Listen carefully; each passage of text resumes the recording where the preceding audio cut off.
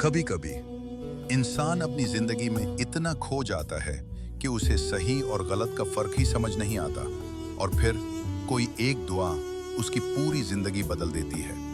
आज हम आपको एक ऐसा ही सबक आमोज वाकया सुनाएंगे जो हमें उम्मीद भी देता है और नसीहत भी। एक शहर में एक नौजवान लड़का रहता था। शुरू में वो बहुत अच्छा था, नमाज भी पढ़ता था, अपने माँ बाप की इज्जत भी करता था, लेकिन आहिस्ता आहिस्ता उसकी दोस्ती कुछ ऐसे लोगों से हो गई जो उसे गलत रास्ते पर ले गए। वो दोस्त उसे गुनाहों की तरफ ले जाते और वो लड़का उनके साथ बहता चला गया।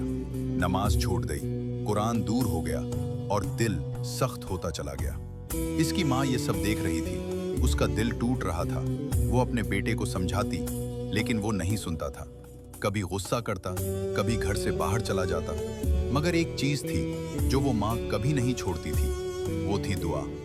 हर रात जब सब सो जाते, वो माँ उठती, वुजू करती और अल्लाह के सामने खड़ी हो जाती। उसकी आंखों से आंसू बहते और वो कहती, या अल्लाह, मेरा बेटा भटक गया है, मैं कमजोर हूँ, मैं उसे नहीं बदल सकती, लेकिन तू सब कुछ कर सकता है, तो उसे हिदायत दे दे। वो बार बार यही दुआ करती, रात दर रात, हफ्ते दर हफ्ते, लेकिन उसका बेटा अब भी इसी रास्ते पर था। एक दिन वो लड़का अपने दोस्तों के साथ जा रहा था। रास्ते में अचानक एक खतरनाक हादसा होने वाला था।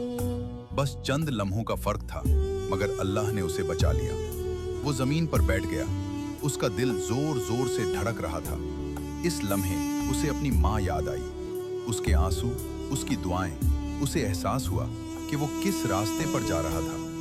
वो वहीं बैठकर रोने लगा और पहली बार सच्चे दिल से अल्लाह को पुकारा, या अल्लाह, मुझे माफ कर दे, मैं वापस आना चाहता हूँ। इसी लम्हे उसके दिल में एक अजीब सा सुकून आया और उसने फैसला कर लिया कि अब वो अपनी जिंदगी बदल देगा। वो घर वापस आया, अपनी माँ के पास गया और उसके कदमों में बैठ गया। रोते हुए बोला, अम्मी, मुझे माफ कर दे, मैं बहुत गलत था। माँ की आंखों में आंसू आ गए, लेकिन ये खुशी के आंसू थे। वो बोली, बेटा, मैं तो पहले ही तुम्हें माफ कर चुकी हूँ।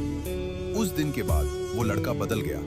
नमाज उसकी जिंदगी का हिस्सा बन गई, कुरान उसका साथी बन गया और वो हमेशा अपनी माँ की खिदमत करता। ये वाकया हमें एक बहुत बड़ी बात सिखाता है कि कभी भी अल्लाह की रहमत से मायूस न हो और माँ बाप की दुआ को कभी कम न समझें। अगर आप भी अपनी जिंदगी में मुश्किल में हैं या गुनाहों में फंसे हुए हैं, तो आज ही सच्चे दिल से अल्लाह की तरफ लौट आएं, क्योंकि अल्लाह हमेशा अपने बंदों का इंतजार करता है।